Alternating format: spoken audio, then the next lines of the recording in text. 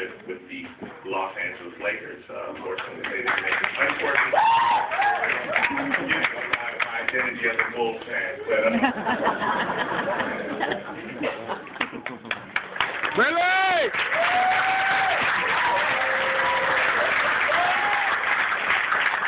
That's my brother.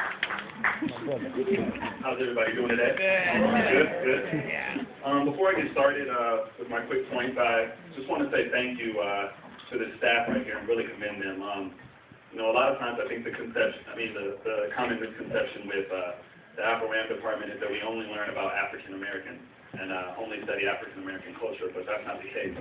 They really go out of their way to teach us about other cultures and show us how we relate to other cultures and other ethnicities. So I really appreciate that, and I think it's important. So I think they deserve it.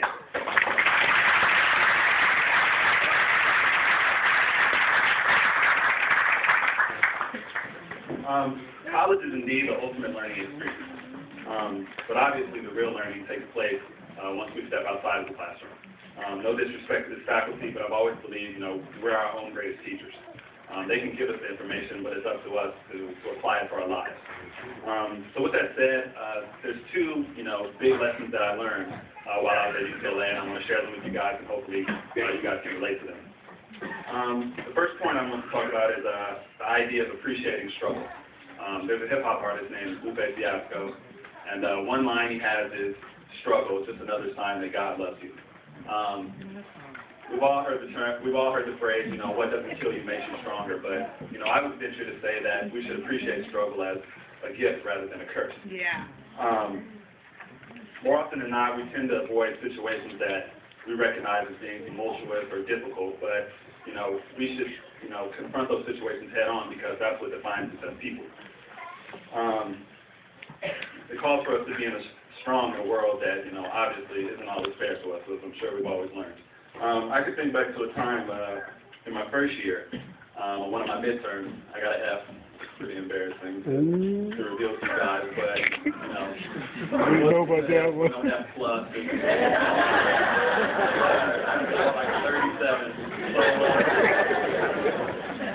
Obviously being a serious student, I was devastated, and, nobody ever wants to fail anything, but, after I had my little dramatic panic attack, I kind of sat back and pulled myself together and realized, this is the situation that I've gotten myself into. So now the question becomes, how am I going to get myself out of it? Am I going to be LeBron and shrink in the fourth quarter?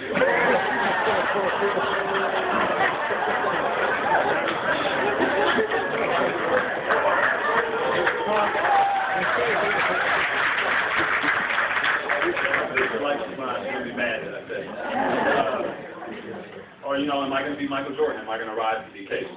Yeah. So, I ended up getting a B in that class, which was miraculous. But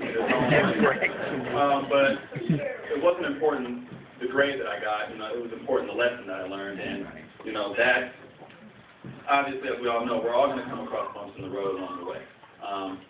But how do we handle those bumps is, makes us who we are. And, everyone graduating here today is a mover. And when I say that, I mean, we're constantly moving. We're not stagnant people. So even if you move backwards, it's okay as long as you're attempting to move forward. So the point is to never be stagnant. Always be moving at least in one direction, but trying to move forward. And just real quick, my second point I want to share with you guys deals with motivation. It comes in two parts. The first part is we should constantly motivate those around us. And the second part is we should never lose touch with ourselves and never lose the ability to motivate ourselves. A lot of times I feel like we fail at expressing, actually how strongly we feel about our friends or how much we admire them. And, by doing that, we're only hurting them.